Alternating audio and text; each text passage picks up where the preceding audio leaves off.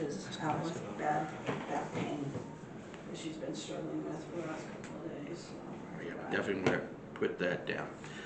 Today we're continuing our discussion looking at the book of Psalms. Today we're going to look at Psalm 30. And if you have your copy of Scripture, begin reading in the first verse from the New English Translation. A song used at the dedication of the temple by David. I will praise you, O Lord, for you lifted me up and did not allow my enemies to gloat over me. O Lord my God, I cried out to you, and you healed me. O Lord, you pulled me up from Sheol. You rescued me from among those descending into the grave. Sing to the Lord, you faithful followers of his. Give thanks to his holy name. For his anger lasts only for a brief moment, and his good favor restores one's life. One may experience sorrow during the night, but joy arrives in the morning.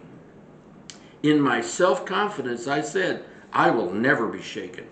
O Lord, in your good favor you made me secure. Then you rejected me, and I was terrified. To you, O Lord, I cried out. I begged the Lord for mercy. What profit is there in taking my life, in my descending into the pit? Can the dust of the grave praise you? Can it declare your loyalty? Hear, O Lord, and have mercy on me. O Lord, deliver me. Then you turned my lament into dancing. You removed my sackcloth and covered me with joy. So now my heart will sing to you and not be silent. O Lord my God, I will always give thanks to you. In some of these verses in other translations, you probably have heard it in songs. Joy comes in the morning, being a well-known verse in a lot of songs that we have. And we have this psalm, and right off, as my translation includes the title, because they believe, and I also agree, that these were provided perhaps by Ezra as the children of Israel came back. And as such, when we have this little part where it says, this song was used at the dedication of the temple, I'm thinking, well, gee, David didn't have a temple because it wasn't built until Solomon. And so you have to kind of ask yourself, Ezra looking back, well, to what temple is he perhaps refreshing or rehearsing this fact that it was used at the dedication? Well, we do know that in the time of Ezra, we have, looking back at the rebuilding of the temple that was done under Ezra under the reign of Cyrus. So that may be the temple that he's discussing. It's even slightly possible that it was used at the dedication of the temple that Solomon had built. We don't know. I tend to think it was probably the later one, the second temple that we have. So we look at this and we can see why it's a really good psalm to be used as some kind of reinitialization, the launching of a new endeavor to show the church or the children of Israel are rededicating themselves, because now they have a physical representation of the spiritual God. Because if we look at how the children of Israel viewed the temple, and in their minds, in some cases, maybe not totally correct and understanding, that is where God resided. Well, we know that's not 100% correct. We know that God did put his name in that temple, that his presence was in that temple, that when we have like the tabernacle, and at the beginning of the temple that Solomon had built, that in fact the glory of the Lord descended upon that temple. And of course, no one could go into it because there was smoke, looked like fire, it was darkness. They just couldn't really get there. So there's a lot of things that makes us think that this was a significant thinking and event, and that this praise and this song really speaks a lot about it. And the things we see in this psalm, which I like, is that I think we could readily recognize that there's a lot of power both in praise but also in thanksgiving. And we look at what David says, he's looking at those times that he's interacting with those needs. He was praising God because God lifted him up, both spiritually, emotionally, maybe not so much physically, but he was in a state where, as we'd seen all these conflicts that he's had, that he needed this lifting of assurance that God was careful and caring for him. And he recognized that even in these great times in David's mind, there's still people out there that didn't really care for him in a number of ways, and even perhaps plotted his overthrow. We don't know exactly when these events happened, but this whole concept of the power of praise and the power of thanksgiving. And I thought that was kind of an interesting thought because, is there power in those two things? There's power as we see God responding to my prayers. We can see power in God's putting his power in play to the enemy, against the enemies of ourselves, and how circumstances are corrected. But when you think about the praise itself and the thanksgiving itself, what does that tell us about, how is there power in that? David was excited about exalting the Lord because the results of that is that he lifted him up out of those situations. And it really talks about, we know there's a lot of importance in praising God. And of course, the most important times that we can be thankful and praising, when in fact we see a time or a period or an event where we can recognize that we're delivered, that there is an assurance, there's a confidence, there's an uplifting that should naturally flow toward thanking God for what he's done for me. Whatever it is, if I have a financial situation, I have an emotional situation, I have a family relationship situation where there's conflict, there's needs that I have, and then all of a sudden, if you will, I finally decided to ask God to do something about it. I could just hear you think of God and you're kind of chuckling that, I knew I was going to have to help you because we just can't do it ourselves. But when we see that deliverance, it really is amazing, and we have to be thankful for it, both in times, we look at times of trouble from adversity, but in a broader scheme of things, we think that if we in fact look at that we have acknowledged and celebrate God's intervention in our lives, and the blessings that we see, it can only help us to be more not only thankful, but confident in how we interact and we understand God working in our life. And David kind of goes from there, and he talks about how God had helped him, and this, my note says, in the nature, the substance, the essence of how God helped me. And sometimes when we look at those events in our lives from the past and hopefully in the future, we can see that these situations that were important to us, difficulties, trials, that God doesn't necessarily do it the same way every time. And I think what that does when you see, well, God took care of this problem this way, but now I've got something I thought was similar, but God used something entirely. And we've talked about something like that. If I have a difficulty, God helps me to think about it, figure it out, get it done. Then maybe the same situation, but instead of him giving that answer to me, he brings someone alongside, a brother or sister in Christ, who has the perfect answer, the perfect help that I need. Now, I probably didn't expect it. I probably didn't recognize it. But when it finally comes, it's almost, I would say, humbling, overwhelming. Wow, look what God did here, and yet look over here, he did something different. And what does that tell us about God? Well, God isn't in a box. He has millions of ways of responding to our need. We don't know. Like I said, you could think, Lord, I need money. Well, someone could have come up giving it to me. Or maybe God has given me another job. Or, you could just go crazy thinking about the broad spectrum of how God can provide and deliver us in those situations. And so maybe as we were praying to God about having answers to our needs, maybe we should say, God, when you, I'm not going to say if, when you answer this prayer, because he will, it's yes, no, maybe, not now, maybe something better. God has a variety of ways that he can and will respond to our needs, but be looking for those differences. And I think that would really help us be more appreciative of how God interacts with his children, and that it can only be uplifting and in many ways exciting to see how God, in fact, approaches different problems in different ways, or even the same problem in different situations. And I think as we look at those times that we're struggling, I would almost call them periods of suffering. Yeah, I'm having problems.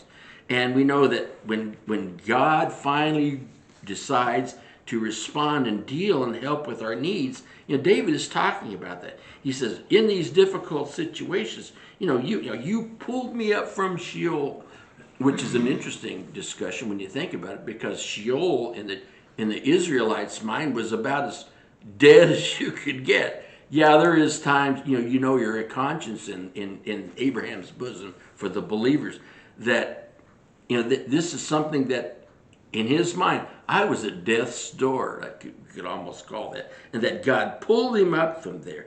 And David says, you rescued me from those that were descending into the grave.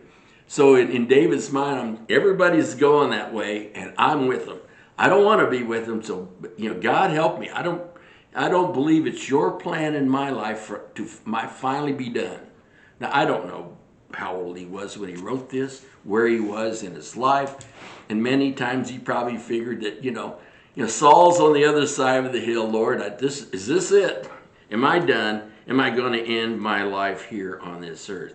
So in David's mind, in fact, if we think about it ourselves, that even in our lowest, most desperate, and most destitute conditions, God can provide. Because, it'd be nice to think at the beginning of my problem, bang, God answers it. But many times, it almost to the point where we've finally, in our minds, given up. We've done everything we can do. We have no other recourse. This is it, God. I'm done. I figure you're not going to answer my question, my hope, the way you want. And then, bang, he waited to the last minute to provide that answer. And, how would we respond with a, quote, last minute help? Would that make us more thankful? Could it also make us maybe angry? God, why did you wait so long? It shouldn't. But even in that, it should reveal to you just exactly what he can do in just a short amount of time. Yeah.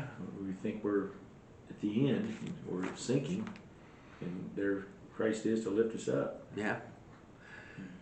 Could we not even say that if God waits to the last minute, that we should look back at what had happened and think, what has God been teaching me in those times of trial?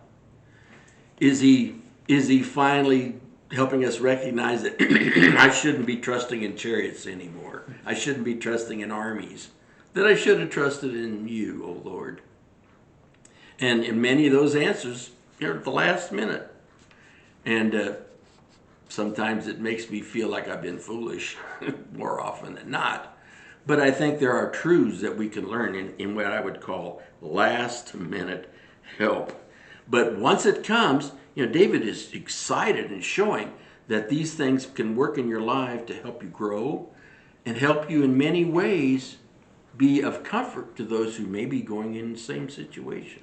Friends, we talked about that in 2 Corinthians, that as they are struggling with the trials in our friends and brothers and sisters' lives, that as we saw God perhaps at the last minute provide the answer that we needed, that you too, from my testimony, you also can be looking for perhaps a last minute. And he uses this phrase, this is like these sorrows, these things are, in my translation says, you experience this sorrow in the night. If you go to bed with your problem not resolved, it's got to be such that, Lord, I can't sleep. And it may eat on me all night. I've done that. I couldn't sleep the night thinking about issues and maybe something silly. But I've struggled with it. But David says, but wait a minute. Joy comes in the morning.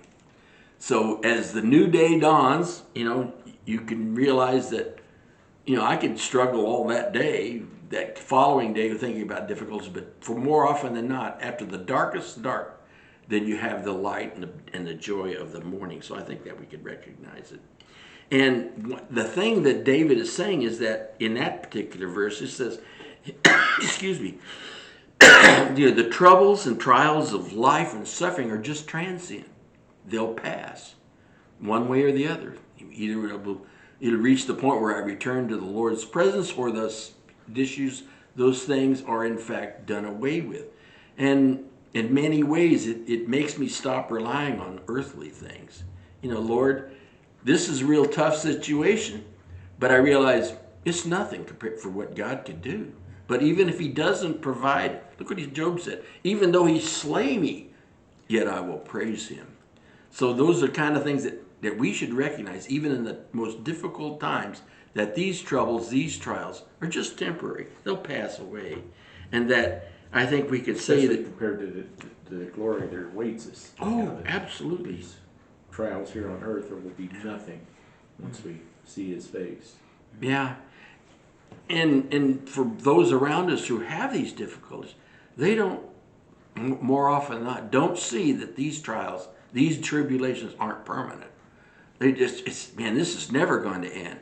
I'm gonna lose everything I have. I'm gonna lose my fame. I'm gonna lose my job, lose my life, whatever it is, and it's permanent. But I think David is saying, and I think we should recognize, no, it's not permanent. All these trials, all these difficulties are only temporary, and they will indeed pass away. And that following all these difficulties, you could say both joy and in many ways relief can always and most often do follow these times of trial and in pain. And I think, David really talks about, and all through this song, about that he's never going to be shaken, that he knows that he recognizes that he is attempting to be faithful. Yeah, he had trials, he had difficulties, he failed. So do we. But faithfulness is really something that shows that it's a journey, that you can see that you move from despair, downheartedness, downtrodenness, where you're in abject failure in one's mind, and that it in fact will move to what you would say is gratitude that God has answered those needs, those concerns, and that faithfulness and trust in God really leads to redemption, relief, and joy. And so I think David isn't saying it outright, but I think we can recognize it, that there's great value in recognizing that God indeed will remain, and that there is value in remaining steadfast in our faith, regardless of the circumstances.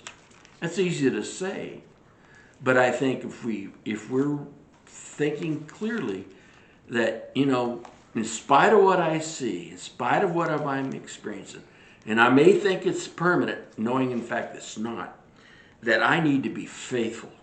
Recognize that God has got this, that he's going to provide an answer that might in fact benefit us. And I think about the Ten Boom sisters, where Corey said God told her that we're going to be released from this horrible prison. And he did. She was released and her sister died. Both of them were released from their pain and their sorrow. So it didn't come out the way they'd hoped, but in the long run, it was great. It was valuable and important.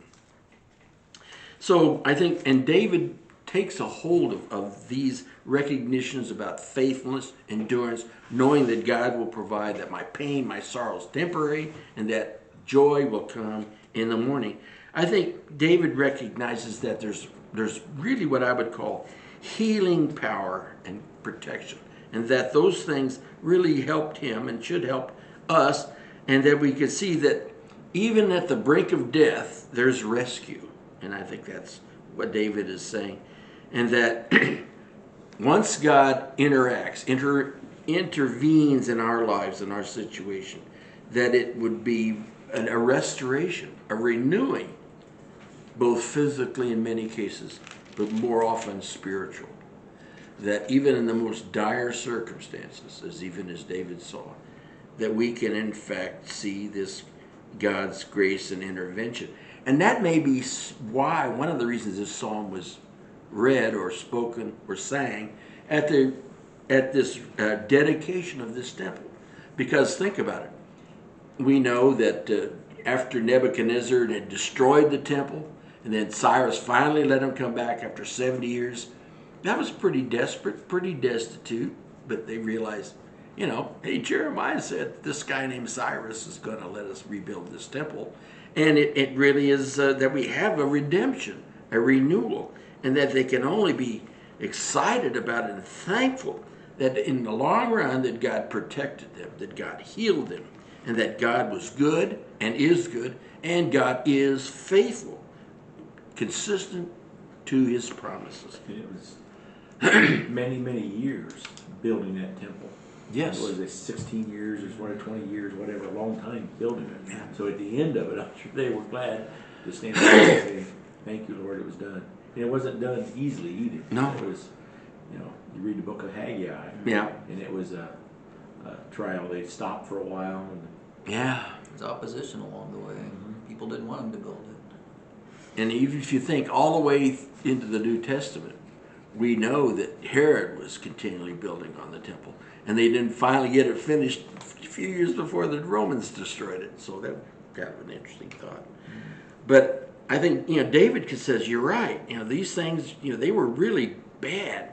And now seeing this temple dedicated, well, I don't know when they dedicate the temple. Do they dedicate it when they lay the first cornerstone? Maybe. Do they, where there are times, different events, they set up the pillars of the gate to the entrance. Well, that's a time to celebrate. Maybe with a wall around the temple itself was completed, you'd celebrate. Maybe it was the time where the temple was completed and they're going to bring in the first offerings. That's a time of celebration. So I'm thinking, somewhere in there that this was a key thought, that they could praise God that he has redeemed and restored not only his people, but in their minds, we can have a tangible evidence that God has restored himself in my mind, or their mind, of his care for his people. I can say, as the children of Israel in Babylon or coming back, God is restoring us. We're coming back.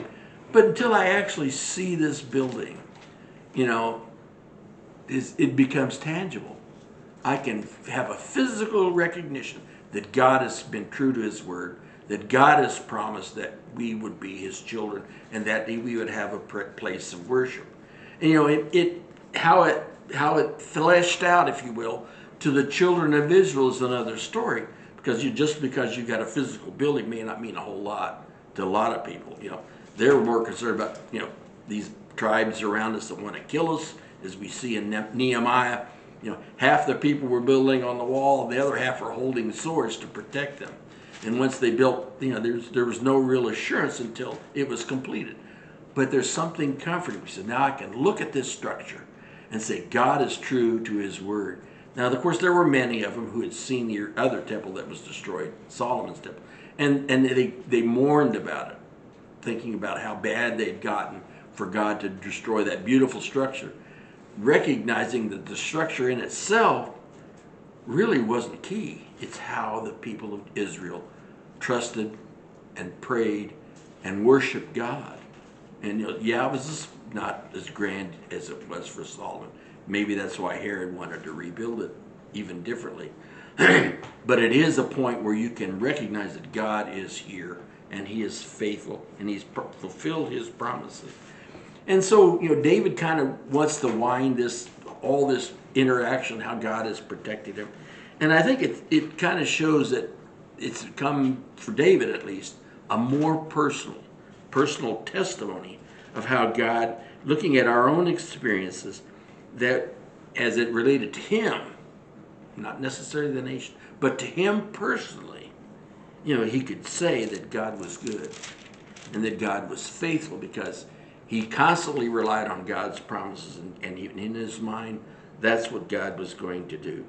And I think for us, it should be a point of inspiration, that it should encourage us to share to other believers and even non-believers to share our own stories, how we have experienced God's grace and intervention in our trials. And I think if we sit back and take a moment of meditation at some time, we can recount and relate and remember events, times, circumstances that God worked in each and every one of our lives. That when we least expected it, God provided an answer.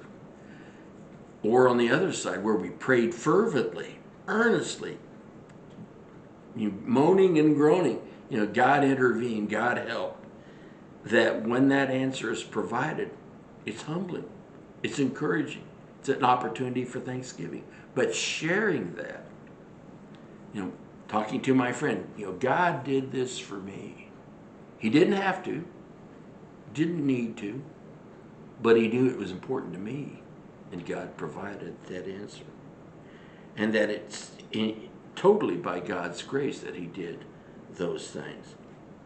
So I think we could learn really 4 things from this psalm.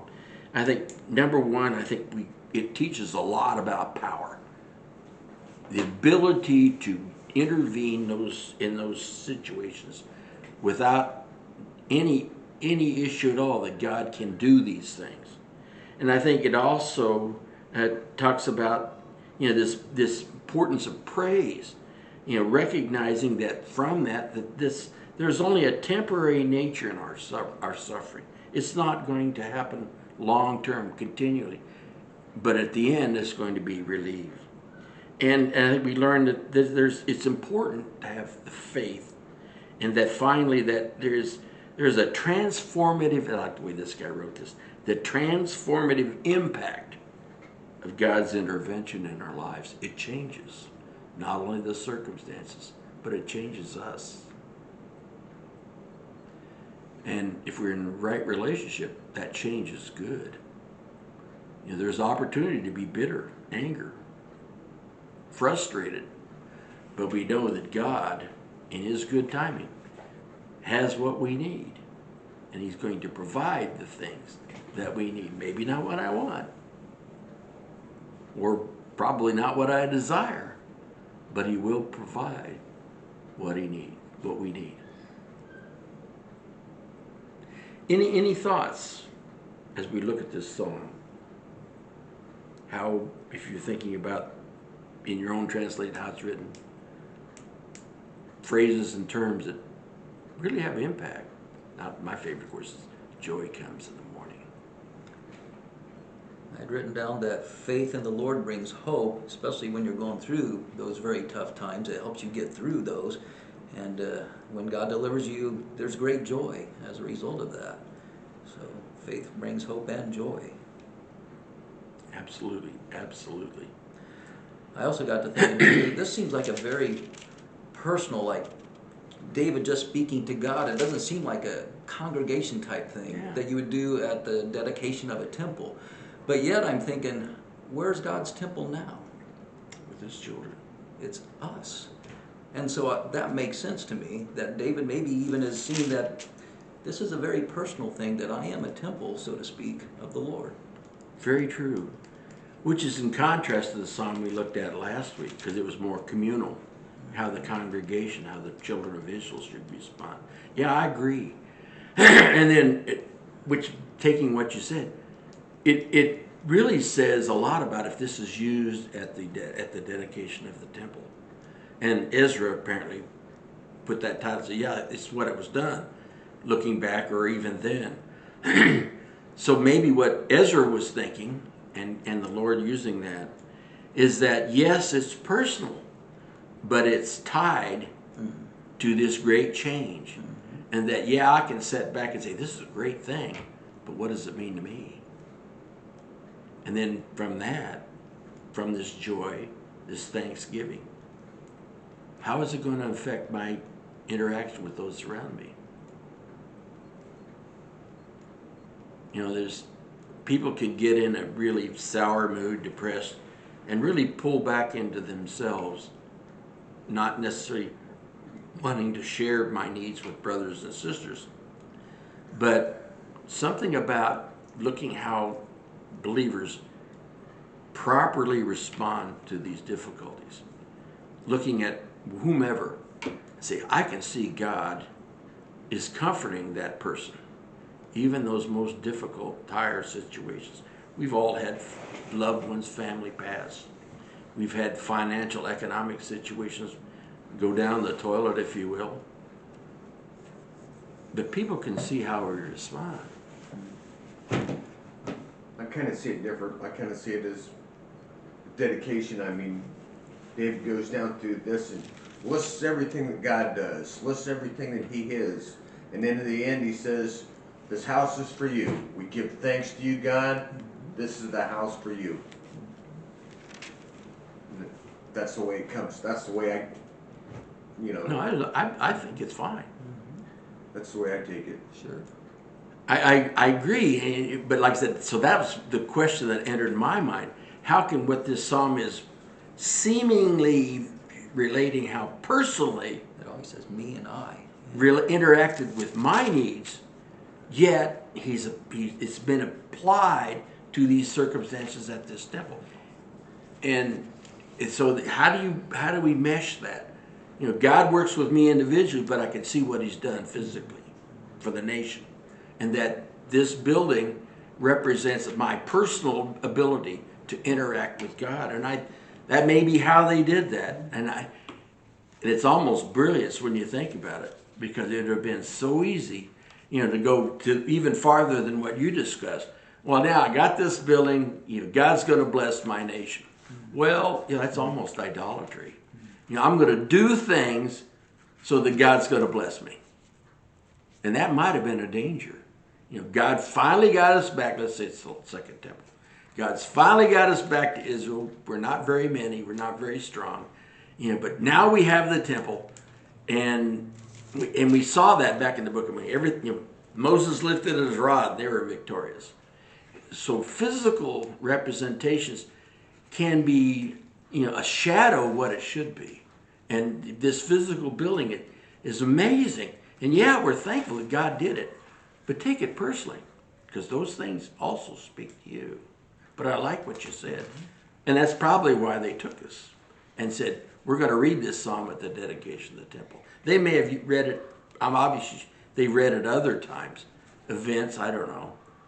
It could be a multi-use one too. I mean, he could have wrote it for something else, or maybe, like Rod said, a personal thank you to God for His deeds, and then somebody read it and think, well, we need something for the dedication of the house, so let's read this because it applies. Yeah.